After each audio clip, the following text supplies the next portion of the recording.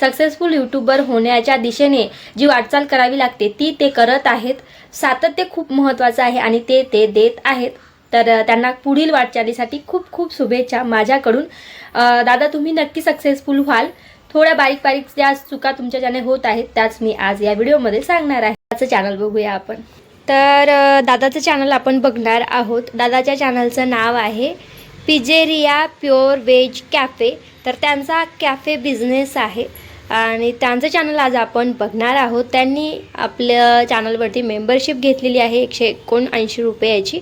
तर बघू शकता दादा चॅनल पिझेरिया प्युअर व्हेज कॅफे असं दादा चॅनलचं नाव आहे आणि दादाचा छान असा कॅफे आहे. कॅफेवरती खूप सारे कस्टमर्स पण येतात. त्यांचे अनुभव त्यांनी तिथे शेअर केलेले आहेत. थोड्या प्रमाणामध्ये थोडं शूट दाखवलेलं आहे. मला तर दादाचं चॅनल फार चांगलं वाटलेलं आहे. दादांना फक्त एकच म्युझिक आणि बॅकग्राऊंडला जे म्युझिक लावलेलं आहे आणि जे ओरिजिनल आवाज आहे व्हिडिओचा तो त्यांनी म्यूट केलेला नाही आहे. तो त्यांना म्यूट करायचा आहे. शॉर्ट व्हिडिओमध्ये दादांचं मी इंस्टाग्रामवरती पण चेक केलं तर त्यांनी तिथे सॉन्ग लावलेले आहेत. तर सॉन्ग्सच्या ऐवजी त्यांनी त्यांचा स्वतःचा आवाज दिला ना तर जास्त व्हिडिओ व्हायरल जातील असं मला तरी वाटतं. कारण की त्यांची बोलण्याची शैली छान आहे ह्यामुळे म्हणते मी. पण दादा आत्ता जसे शॉर्ट्स व्हिडिओमध्ये रेसिपी दाखवतात आणि सॉंग्स टाकत आहेत तसं जरी केलं तरी चालेल. फक्त ट्रेंडिंग सॉंग्स वगैरे तुम्ही यूज करू शकता एवढंच. तर हे झालं शॉर्ट व्हिडिओचं. आता आपण लॉंग व्हिडिओवरती वळूया. तर लॉंग व्हिडिओमध्ये दादांनी कॅफेमध्ये स्टार्टिंगला काय केलेलं आहे शूट त्यांनी की काय काय रेसिपीज त्यांच्या कॅफेमध्ये आज बनलेल्या आहेत. बाहेरचं थोडं वातावरण दाखवलेलं आहे. मिक्स टाईप काहीतरी मग परत दाखवलेलं. पण दादा त्या व्हिडिओमध्ये कुठेच दिसत नाही आहेत. तर दादा तुम्हीला स्टार्टिंगला आणि शेवटी ब्लॉगिंगमध्ये दिसायचं आहे. तुम्ही छान बोलता तर तुम्ही ना थोडं तरी कॅमेरासमोर या. जास्त नको पण थोडं तरी तुम्हाला बोलायचं आहे कॅमेरासमोर. प्रत्येक व्हिडिओमध्ये तुम्ही ट्राय करा आणि थंबनेलमध्ये प्रत्येक तुमच्या थंबनेलमध्ये तुम्ही तुमचा एक फोटो आणि तो थंबनेलमध्ये ॲड करायचा आहे. हे एक महत्त्वाचं. थंबनेल तुमचं थोडं अट्रॅक्टिव्ह तुम्हाला अजून बनवायचं आहे. एक जे आहे तुमचे काही पिक्स मला सेंड करू शकता इंस्टाग्रामवरती आणि मी थंबनेल तुम्हाला बनवून देणारच आहे. एक थंबनेल मी बनवून तुम्हाला देणारच आहे. तर थंबनेलकडे लक्ष द्या आणि प्रॉपर समजा एखादी रेसिपी तुम्ही बनवलेली आहे तर ती कशी बनवलेली आहे त्यासंबंधी जरा व्ह्युअर्सला कळू द्यात. तर तुम्हाला बरं पडेल. आणि थोडंसं ना तुमचं नेमकं तुमची स्वतःची जीवनशैली कशी आहे ते सुद्धा तुम्ही दाखवू शकता की कधी तुम्ही जाता कॅफेमध्ये किंवा कधी बंद करता किंवा कशा प्रकारे तुमचा दिवस जातो हे काही अनुभवसुद्धा शेअर करू शकता. लाईव्ह तुम्हाला कंपल्सरी दादा घ्यायची आहे. तुमचं व्लॉगिंग टाईपच चॅनल जे आहे ते होणार आहे. व्लॉग तुम्ही छान बनवता. फक्त थोडासा चेंज म्हणजे स्टार्टिंगला आणि शेवटी तुम्हाला दिसायचं आहे. शॉर्ट व्हिडिओ पण छान आहेत. व्हिडिओ क्वालिटी छान आहे. आवाज छान आहे. सगळं छान आहे. फक्त थोडंसं चेंजेस तुम्हाला करायचं आहे. बाकी काहीही नाही आहे.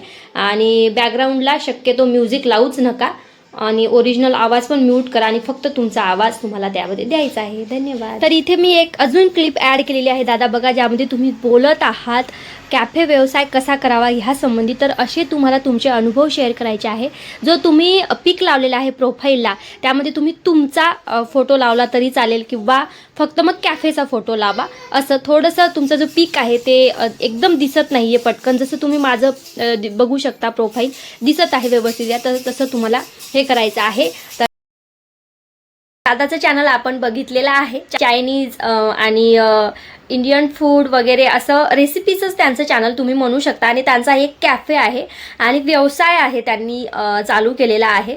तर मला असं वाटतं की व्यवसायासंबंधी त्यांनी जे स्टार्टअप चालू केलेलं आहे त्यासंबंधी काही माहिती त्यांना माहीत असेल तर ती त्यांनी सांगू शकतात आणि कॅमेरासमोर येऊन ते बोलू शकतात. त्यांचा मी एक व्हिडिओ बघितलेला आहे. त्यामध्ये त्यांनी कसं त्यांनी त्यांचं व्यवसाय जे आहे व्यवसाय जे काहीतरी 10 पॉईंट्स त्यांनी सांगितलेले आहे व्यवसायासंबंधीचे की कसं आपलं नुकसान होऊ शकतं किंवा कोणत्या कोणत्या गोष्टी आपण लक्षात ठेवायला हव्या ह्या गोष्टीवरचा काहीतरी तो व्हिडिओ आहे. त्यामध्ये त्यांनी सांगितलेलं आहे. तर मला असं वाटतं दादा तुम्ही कॅमेरासमोर येऊन ना सर्वात आधी तुमची नेमकी ओळख काय आहे किंवा तुमचं जे तुमचं नाव किंवा तुम्ही कुठून आहात तुम्ही कसं तुमचं बिझनेस स्टार्ट केलेला आहे तो कॅफे जो स्टार्ट केलेला आहे तो कसा स्टार्ट केलेला आहे तर ते थोडे अनुभवाचे जे तुमचे व्हिडिओ आहेत ना ते तुम्ही स्टार्टिंगला आत्ता टाकायला स्टार्ट करा असं मला वाटतं.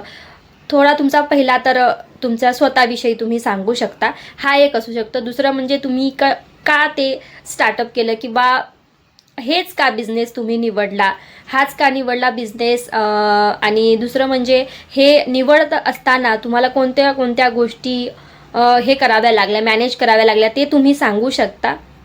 तर हॉटेल मॅनेजमेंट वगैरे किंवा ह्या संबंधीचं तुम्ही माहिती बघा, व्हिडिओज बघा वेगवेगळे, त्यातून तुम्हाला अंदाज येईल की नेमकं तुम्हाला काय बोलायचं आहे. तर ते तुम्ही अनुभव शेअर करू शकता, कॅमेऱ्यासमोर तुम्ही बोलू शकता. पण मी बरेच तुमचे व्हिडिओज बघितले ज्यामध्ये तुम्ही फक्त ना तुम्ही स्टार्टिंगला पण दिसत नाही आहे आणि शेवटी पण दिसत नाही आहे. तुम्ही ना फक्त शूट घेतलेला आहे दुसऱ्यांचं, तुमच्या कॅफेचं वगैरे आणि तिथल्या वातावरणाचं आणि तिथे घडलेल्या गोष्टींचं शूट घेतलेलं आहे आणि व्हॉइस ओव्हर केलेला आहे. तर ते तुम्ही योग्यच केलेलं आहे, त्यात काही विषय नाही. फक्त त्यामध्ये एकच चेंज करावा लागेल, सुरुवातीला तुम्हाला स्वतःला दिसायचं आहे आणि शेवटी जेव्हा तुम्ही ब्लॉगचं एंड करता तेव्हा सुद्धा तुम्हाला स्वतःला दिसायचं आहे आणि व्ह्यूअर्सशी कनेक्ट व्हायचं आहे आपल्याला. हे खूप महत्त्वाचं आहे. तर तुम्ही ना दादा व्लॉगिंगच्या बाबतीत म्हणाल तर थंबनेल तर तुम्ही बनवत आहात, छान थंबनेल आहेत, पण अजून कसे अट्रॅक्टिव्ह थंबनेल दिसतील ह्याकडे तुम्हाला लक्ष द्यायचं आहे. तर मी तुमचे इंस्टाग्रामवरचे पण व्हिडिओ बघितलेले आहेत. जर तुम्हाला माझ्याशी इंस्टाग्रामवरती कॉन्टॅक्ट करायचा असेल, एखादं थंबनेल मी तुम्हाला बनवून देणार आहे की कसं अट्रॅक्टिव्ह थंबनेल तुमचं दिसू शकतं तुमच्या चॅनलचं. तर दीपिका काळबोंडे हे माझी इंस्टाग्राम ID आहे. मी आणि माझे मिस्टर असा प्रोफाईल पिक आहे. तर तीच ID आहे, कारण की 2-3 IDs ओपन झालेल्या आहेत माझ्याकडून चुकून. तर ज्यावरती माझा आणि माझ्या मिस्टरांचा फोटो आहे ती माझी ओरिजिनल ID समजू शकता. तर तिथे तुम्हाला कमेंट करायची आहे, मेसेज करायचा आहे आणि एखादं थंबनेल मी नक्की तुम्हाला बनवून देणार आहे तुमच्या चॅनलचं. तर ते एक झालं. थंबनेलचं थोडंसं तुम्ही व्यवस्थित करा. आणि दुसरं म्हणजे जे तुम्ही बॅकग्राऊंडला आवाज देत आहात, तुम्ही ना व्लॉगमध्ये बोलता तेव्हा ना जे ओरिजिनल शूट करताना जो ओरिजिनल आवाज आहे तोही त्यामध्ये आहे आणि अजून तुम्ही त्याला बॅकग्राऊंडला म्युझिक पण लावलेला आहे. तर म्युझिक लावलं तर काही हरकत नाही, पण आवाज थोडा कमी ठेवा म्युझिकचा बॅकग्राऊंडचा.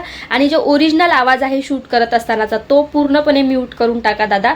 आणि फक्त तुमचा आवाज जास्तीत जास्त आला पाहिजे, म्हणजे आपला आवाजाची क्वालिटी तर तुमची छान आहे, पण अजून कसं आवाज आपला जास्त येईल व्हिडिओमध्ये त्याकडे तुम्ही लक्ष द्या. आणि जे ओरिजिनल व्हॉइस आहे ते म्यूट करून टाका. बॅकग्राऊंडला तुम्ही म्युझिक नाही लावलं तरीही चालेल. समजा एखादी रेसिपी तेवढंच दाखवायचं असेल तर बस तेवढ्यापुरतं तुम्ही बॅकग्राऊंडला म्युझिक लावा आणि मग तिथे पुढे जर जेव्हा तुम्हाला व्हॉइसवर द्यायचं आहे तिथे तुम्ही अजिबात काही लावू नका, फक्त तुमचा आवाज द्या. हे एक गोष्ट आहे तुमच्यासाठी तर लॉंग व्हिडिओच्या बाबतीत.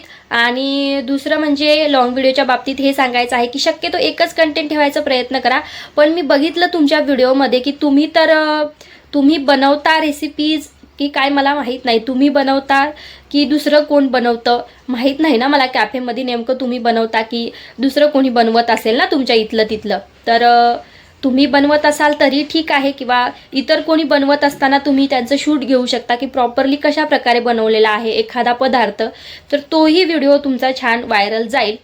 सुरुवात आहे तर सुरुवातीला व्ह्यूज येणार नाहीत, पण तुम्ही सक्सेसफुल होणार आहात हे मात्र मी सांगते तुमच्या व्हिडिओच्या क्वालिटीवरून. छान व्हिडिओज आहेत आणि प्रयत्न छान आहेत. छान व्हिडिओमध्ये व्हॉइस ओव्हर सुद्धा तुम्ही देता, म्हणजे बोलण्याचं काय आहे हे तुम्हाला माहीत आहे. फक्त ना यूट्यूबमध्ये कसं ग्रो होणार आहे, वॉच अवर्स कसा वाढणार आहे हे थोडंसं तुम्हाला समजा अजून थोडं प्रयत्न करावा लागेल, म्हणजे लाईव्ह स्ट्रीम घ्यावे लागेल. तर तुम्ही दररोज ना लॉंग व्हिडिओमध्ये जे तुम्ही आत्ता शूट करत आहात तर त्यामध्ये थोडा बदल करा की नेमकं तुम्ही स्टार्टअप कसं केलं, तुमच्याबद्दल माहिती सांगा किंवा काही अनुभव सांगा, काही टिप्स वगैरे. हां, ह्या संबंधीच्या या 10 टिप्स, ह्या संबंधीच्या या 5 टिप्स, असं थंबनेल लावून तुम्हाला काही टिप्स पण तुम्ही शेअर करू शकता व्ह्यूअर्ससोबत, जेणेकरून ज्यांना नवीन स्टार्टअप करायचं आहे त्यांना ते लोक ना तुमच्या चॅनलशी कनेक्टेड होतील. तर हे एक आहे.